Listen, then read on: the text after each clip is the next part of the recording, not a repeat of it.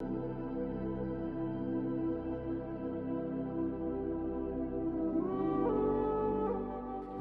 am very happy to address all the devotees who are in search of truth.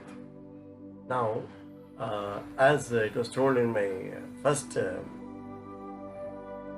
message, which was given in Bharat Subramaniam's site, was I just told briefly about Rishis and my work. Now, I would like to tell, you see, I would like to tell briefly about creation, then our origin. Then it will be very easy for us to deal with our situations of life here on this earth. See, in the beginning, Supreme God was alone in his own realm. It's called Parabrahman Loka. He conceived of a creation. So he brought forth a fragment of his being as Parashakti.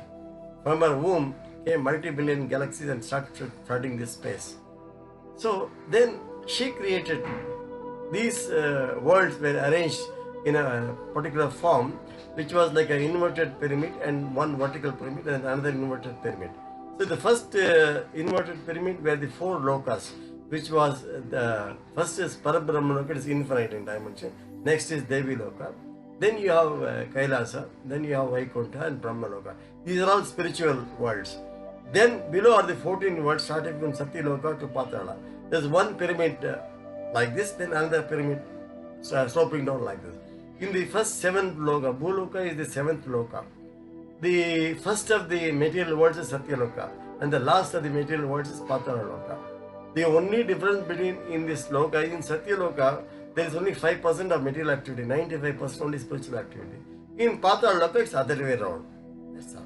Now, you must understand what we were in the beginning. We were as souls in Parabrahma Loka. For example, we were beautiful, cool sparks of light in one cosmic light. Okay. Now, a nearest example which we can give is like sun and its rays. That's all we were. Now, when this creation came about, we were multi-billion in number.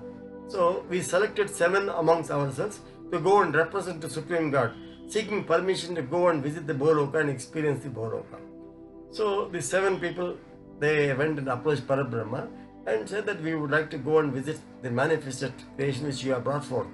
And he said, by all means you can go, but in the condition which you are here, you need to be facilitated with some more faculties for you to understand and experience the material creation.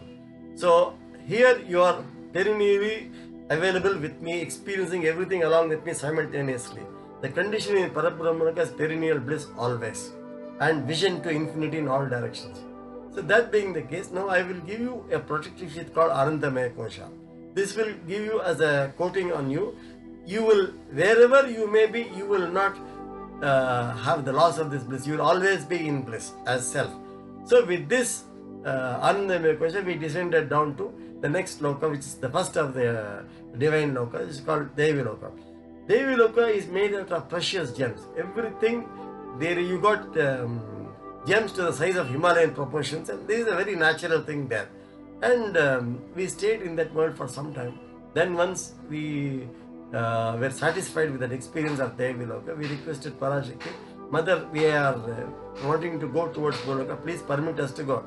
Then Devi said, see, with this Anandamaya Kosha, you are able to be in my world and experience this world. This is not enough for you to understand the further world which you are going to face. I will give you a Vijnanamaya Kosha, that is intelligence. This has got all the things which I have created so far and which I am going to create further will come to you automatically. So with the help of this Vijnanamaya Kosha, you will be able to understand your life in the Bhu Loka when you reach. So we acquired the Vijnanamaya Kosha. Once we had the Vijnanamaya Kosha, we lost the vision of top. We could see all around and below only. We didn't mind that because our purpose was reaching the Bhu Loka, go towards. Then we came to Kailasa, then Vaikuntha and Brahma Loka. These worlds are similar worlds. Only thing they are in size is varying, that's all. So finally when we came to Brahma Loka, we requested Brahma that we would like to go towards Bhu Loka, please permit us. Brahma said, my dear children, you as Atman, Vijnanamaya Kosha, Anandamaya Kosha and Vijnanamaya Kosha are okay to be traveling the spiritual atmosphere. In the spiritual atmosphere, everything is singular. There is no duality here. In the further material cosmos, everything is dual. You have to understand this duality. To understand the duality and the structure of material world which you are going to face, you need one more sheath. It is called Mananmaya Kosha. I will give you this Mananmaya Kosha. Now, before I hand over this Mananmaya Kosha, I need to explain its properties.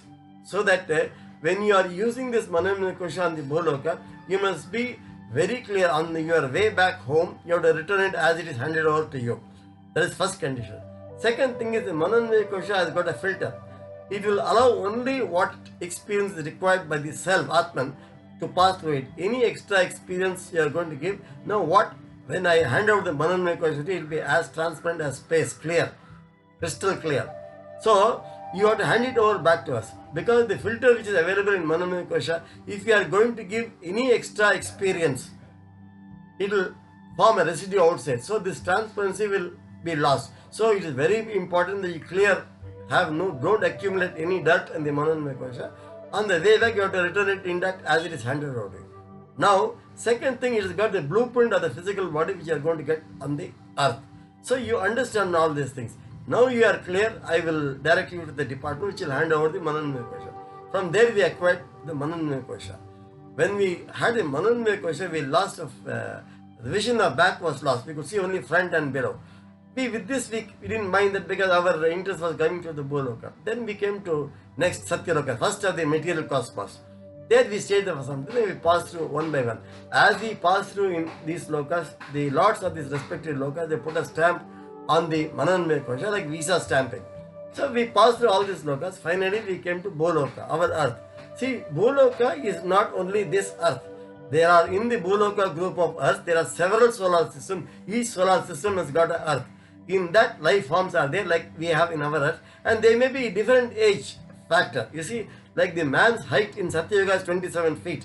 In Krita Yuga, it is in Treta Yuga is 18 feet. In Dwapara Yuga, it starts with 12 feet and ends with 8 feet. In Kali Yuga, it started with 6 feet and ended up with like 5 feet average. Now again we are going into the new age. Now that Satya Yuga is commenced from 1974 onwards. You see all your children will be taller than you. Naturally, every generation will go up by 3-4 inches, and by the middle of maybe another 2000 years, man's height will be 27 feet. See, it will not happen gradually, and everything in this world will change accordingly. Now, having this Mananmaya Kosha, we passed through all these 7 Urdhva Lokas. Finally, we came to Bhu Loka. You must understand, the Sapta Rishis are in charge because there are 7. This is the 7th Loka. The 7 Rishis are in charge. Everything on this earth is respect to 7 continents, 7 oceans, 7 swaras, 7 chakras. Everything is according like that.